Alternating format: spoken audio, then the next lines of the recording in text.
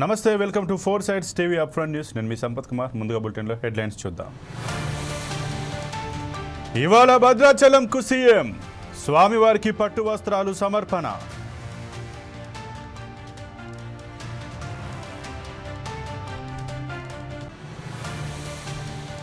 నేడు పంబన్ బ్రిడ్జి ప్రారంభం, జాతికి అంకితం ఇవ్వనున్న మోదీ.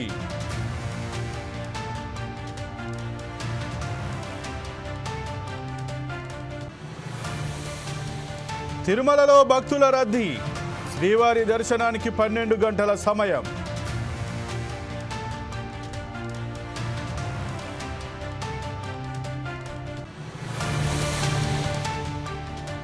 ఏపీలో మరో 5 రోజులు వర్షాలు, ఉత్తరాంధ్రలో పిడుగులు పడే అవకాశం.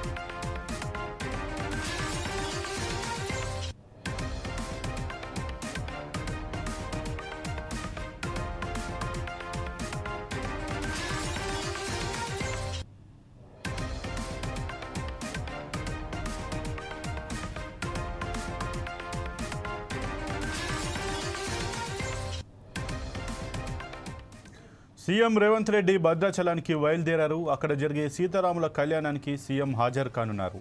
హైదరాబాద్ నుంచి ఉదయం 8:45 బయలుదేరారు సీఎం. మరి కాసేపట్లో బూర్గంపాడు మండలం ఐటీసీ సారపాక హెలిప్యాడ్కు చేరుకుంటారు. గెస్ట్ హౌస్లో బస చేస్తారు. 10:30 భద్రాచలం బయలుదేరుతారు. 10:40 నుంచి 11 గంటల వరకు భద్రాచలం సీతారామచంద్ర స్వామిని దర్శించుకుని పూజలు చేస్తారు. మిథిలా స్టేడియంలో సీతారాముల కళ్యాణంలో పాల్గొని స్వామికి పట్టు వస్త్రాలు, ముత్యాల తలంబ్రాలు ప్రభుత్వం తరపున అందజేస్తారు సీఎం రేవంత్.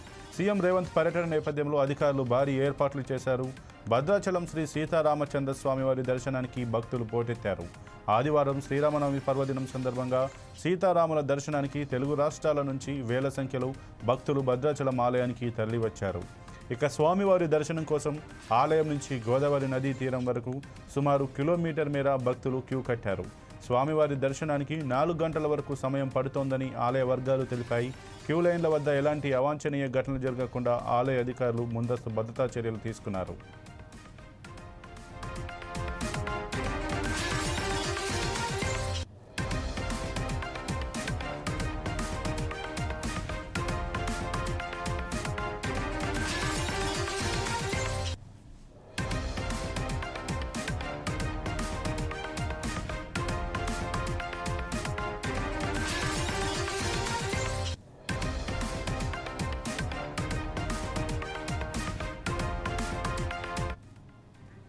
సీఎం రేవంత్ రెడ్డి భద్రాచలానికి బయలుదేరారు. అక్కడ జరిగే సీతారాముల కళ్యాణానికి సీఎం హాజరు కానున్నారు. హైదరాబాద్ నుంచి ఉదయం 8:45 బయలుదేరారు సీఎం. మరి కాసేపట్లో బూర్గంపాడు మండలం ఐటీసీ సారపాక హెలిప్యాడ్కు చేరుకుంటారు. గెస్ట్ హౌస్లో బస చేస్తారు. 10:30 భద్రాచలం బయలుదేరుతారు. 10:40 నుంచి 11 గంటల వరకు భద్రాచలం సీతారామచంద్ర స్వామిని దర్శించుకుని పూజలు చేస్తారు.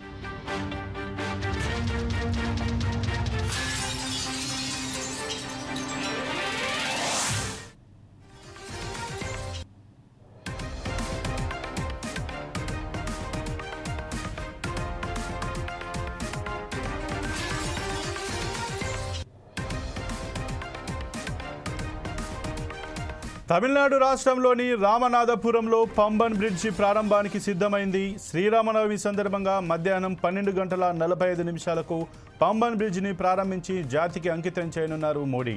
అనంతరం బహిరంగ సమావేశంలో పాల్గొని 8,300 కోట్ల రూపాయల విలువైన నేషనల్ హైవే ప్రాజెక్టులకు శంకుస్థాపన, పూర్తయిన పనులను ప్రారంభించనున్నారు. అలాగే సభ ముగిసిన తర్వాత ప్రధాని రామేశ్వర ఆలయాన్ని సందర్శించి జ్యోతిర్లింగాల దగ్గర పూజలు చేయనున్నారు. ఇక ప్రధానమంత్రి నరేంద్ర మోడీ పర్యటన నేపథ్యంలో భారీ ఏర్పాట్లు చేశారు అధికారులు. అయితే రామేశ్వరం, తాంబరం మధ్య బ్రిటిష్ కాలంలో నిర్మించిన పంబన్ బ్రిడ్జి స్థానంలో కొత్త వంతెనను కేంద్ర ప్రభుత్వం నిర్మించింది. సుమారు 535 కోట్ల రూపాయల వ్యయంతో 2.5 కిలోమీటర్ల కంటే ఎక్కువ పొడవుతో ఈ బ్రిడ్జి నిర్మాణం చేపట్టారు. రైల్వే బ్రిడ్జి మధ్య భాగంలో వర్టికల్ లిఫ్ట్ ఏర్పాటు చేశారు. ఈ మార్గంలో ఓడలు, పడవలు రాకపోకలు కొనసాగిస్తాయి. ఆ సమయంలో ఈ బ్రిడ్జి నిటారుగా పైకి లిఫ్ట్ అయ్యేలా నిర్మాణం చేశారు.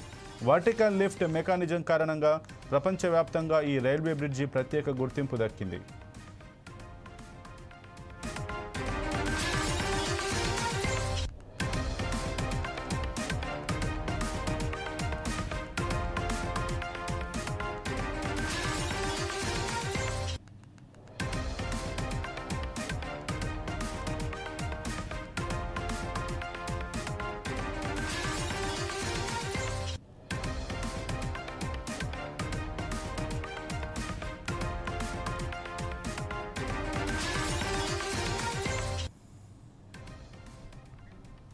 తమిళనాడు రాష్ట్రంలోని రామనాథపురంలో పంబన్ బ్రిడ్జ్ ప్రారంభానికి సిద్ధమైంది. శ్రీరామనవమి సందర్భంగా మధ్యాహ్నం 12:45 పంబన్ బ్రిడ్జిని ప్రారంభించి జాతికి అంకితం చేయనున్నారు మోడీ. అనంతరం బహిరంగ సమావేశంలో పాల్గొని 8,300 కోట్ల రూపాయల విలువైన నేషనల్ హైవే ప్రాజెక్టులకు శంకుస్థాపన, పూర్తయిన పనులను ప్రారంభించనున్నారు. అలాగే సభ ముగిసిన తర్వాత ప్రధాని రామేశ్వర ఆలయాన్ని సందర్శించి జ్యోతిర్లింగాల దగ్గర పూజలు చేయనున్నారు. ఇక ప్రధానమంత్రి నరేంద్ర మోడీ పర్యటన నేపథ్యంలో భారీ ఏర్పాట్లు చేశారు అధికారులు. అయితే రామేశ్వరం, తాంబరం మధ్య బ్రిటిష్ కాలంలో నిర్మించిన పంబన్ బ్రిడ్జ్ స్థానంలో కొత్త వంతెనను కేంద్ర ప్రభుత్వం నిర్మించింది.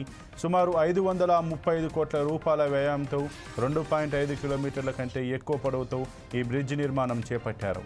రైల్వే బ్రిడ్జ్ మధ్య భాగంలో వర్టికల్ లిఫ్ట్ ఏర్పాటు చేశారు. ఈ మార్గంలో ఓడలు, పడవలు రాకపోకలు కొనసాగిస్తాయి. ఆ సమయంలో ఈ బ్రిడ్జ్ నిటారుగా పైకి లిఫ్ట్ అయ్యేలా నిర్మాణం చేశారు. వర్టికల్ లిఫ్ట్ మెకానిజం కారణంగా ప్రపంచవ్యాప్తంగా ఈ రైల్వే బ్రిడ్జికి ప్రత్యేక గుర్తింపు దక్కింది.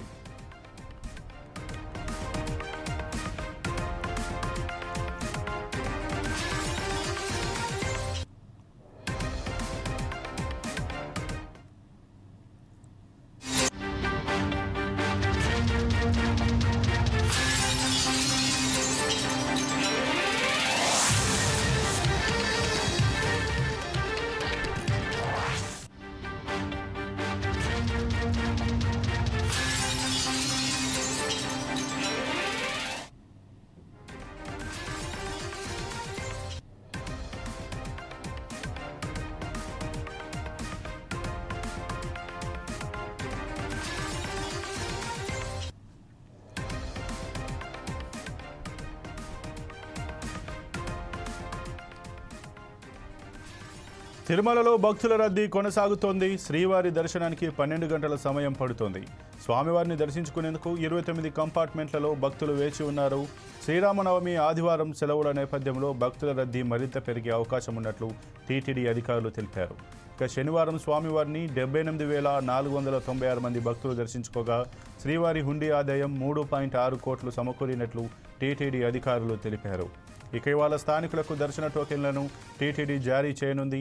ఈ మేరకు తిరుపతి స్థానికులకు మహతి ఆడిటోరియంలోని కౌంటర్లలోనూ, తిరుమల స్థానికులకు బాలాజీనగర్ కమ్యూనిటీ హాల్లో మొదట వచ్చిన వారికి మొదటి ప్రాతిపదికన ఉదయం 5 గంటల నుంచి శ్రీవారి దర్శన టోకెన్లు జారీ చేస్తున్నారు.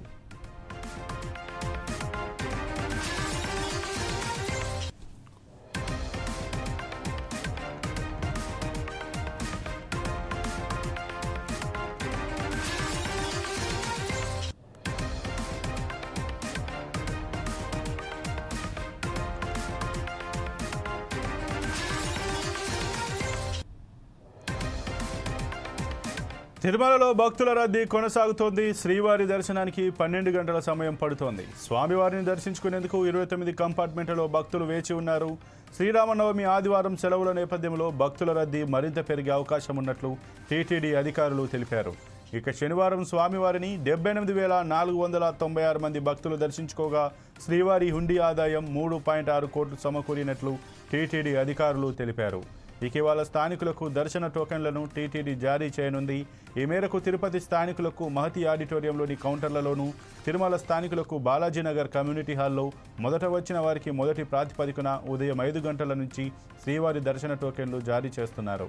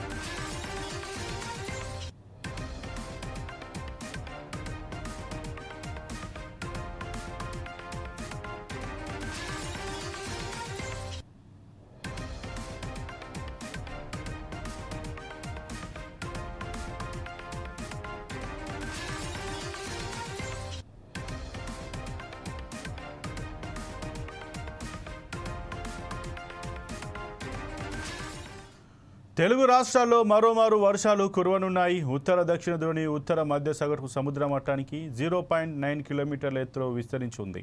మరోవైపు ఆగ్నేయ బంగాళాఖాతంలో పరిసర ప్రాంతాల్లో ఉపరితల ఆవర్తనం కొనసాగుతోందని అమరావతి వాతావరణ కేంద్రం తెలిపింది. ఈ ప్రభావంతో ఏపీలో 1-2 రోజులు వర్షాలు కురిసే అవకాశం ఉంది. ఇవాళ ఉత్తరాంధ్రలో కొన్ని చోట్ల పిడుగులతో కూడిన తేలికపాటి వర్షాలు, కాకినాడ జిల్లాలో అక్కడక్కడ మోస్తారు వర్షాలు కురిసే అవకాశం ఉందని ఏపీ విపత్తుల నిర్వహణ సంస్థ తెలిపింది. ఉత్తర కోస్తా, రాయలసీమ జిల్లాల్లో తేలికపాటి నుంచి ఒక మోస్తారు వర్షాలు కురిసే అవకాశం ఉంది. మరోవైపు ఎండ తీవ్రత క్రమంగా పెరిగే అవకాశం ఉందని హెచ్చరించింది. వ్యవసాయ పనుల్లో తగిన జాగ్రత్తలు తీసుకోవాలని సూచించింది. శనివారం రాత్రి 8 గంటల నాటికి కాకినాడ జిల్లా వేలంకలో 56.2 మిల్లీమీటర్లు, ఏలేశ్వరంలో 48.5, కోటనందూరులో 45.2, అనకాపల్లి, నర్సీపట్నంలో 44.5 మిల్లీమీటర్లు, అలాగే 33 ప్రాంతాల్లో 20 మిల్లీమీటర్లకు పైగా వర్షపాతం రికార్డు అయిందని ఏపీ విపత్తుల నిర్వహణ సంస్థ వివరించింది. మరోవైపు తెలంగాణకు వాతావరణ శాఖ వర్ష సూచన చెప్పింది. ఈ నెల 7-8 తేదీల్లో పలు జిల్లాల్లో వర్షాలు పడతాయని హైదరాబాద్ వాతావరణ కేంద్రం తెలిపింది. ఇవాళ రాష్ట్రంలో పొడి వర్షాలు కురుస్తాయంటూ చెప్పింది.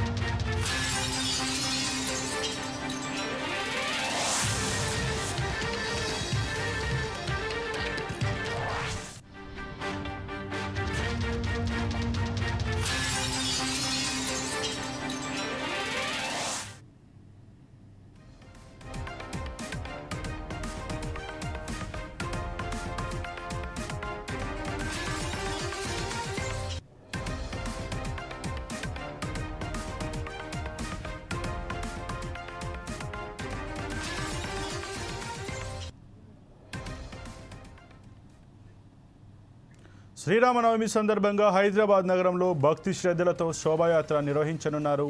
మంగళహట్ సీతారాం బాగ్ నుంచి ప్రారంభం కానున్న ఈ శోభాయాత్ర మధ్యాహ్నం 1 గంటకు ర్యాలీగా బయలుదేరనుంది. సీతారాం బాగ్ నుంచి ప్రారంభమై సుల్తాన్ బజార్లోని హనుమాన్ వ్యయంశాలకు శోభాయాత్ర చేరుకోనుంది. మొత్తం 3.8 కిలోమీటర్ల మేర శోభాయాత్ర కొనసాగనుంది. ఈ శోభాయాత్రలో వేలాది మంది భక్తులు పాల్గొనే అవకాశం ఉండడంతో నగర పోలీసులు భారీ భద్రతా ఏర్పాట్లు చేశారు. దాదాపు 20,000 మంది పోలీసులతో బందోబస్తు ఏర్పాటు చేశారు. శోభాయాత్ర మార్గమంతా అడుగడుగునా సీసీ కెమెరాల నిఘా కొనసాగనుంది. శోభాయాత్ర పర్యవేక్షణ కోసం జాయింట్ కంట్రోల్ రూమ్తో పాటు బంజారాహిల్స్లోని మెయిన్ కమాండ్ కంట్రోల్ సెంటర్ ద్వారా ప్రత్యేక ఏర్పాట్లు చేసినట్లు అధికారులు తెలిపారు. భద్రతలో భాగంగా rapid action force, CTR reserve, quick reaction team, city task force, she teams, Mufti crime party పోలీసులు శోభయాత్రను మానిటర్ చేయనున్నారు. భక్తులు శాంతియుతంగా భక్తిభావంతో శోభయాత్రలో పాల్గొనాలని అధికారులు కోరుతున్నారు.